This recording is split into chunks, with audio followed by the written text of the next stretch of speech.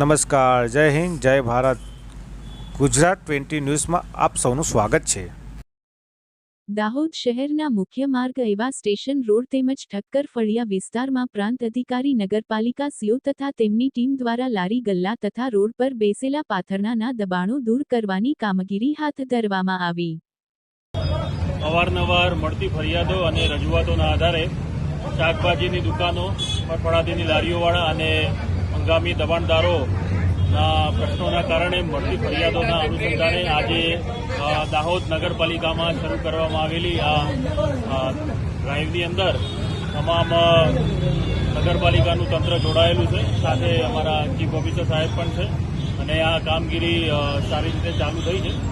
તમે જોઈ શકો છો એમ જે હંગામી દબાણ રોડ ઉપર થયેલા છે એને દબાણ હટાવવાની કામગીરી અત્યારે શરૂમાં છે અને આગામી લાંબા સમય સુધી આ કામગીરીના ડ્રાઈવના કારણે તમામ જે વિસ્તાર છે નગરપાલિકાનો એનો સમાવેશ કરી અને કોઈ પણ વિસ્તાર છૂટી ના જાય એની પણ તકેદારી રાખવામાં આવશે. આ સિવાય બીજી કઈ તપાસ કરવામાં આવી છે?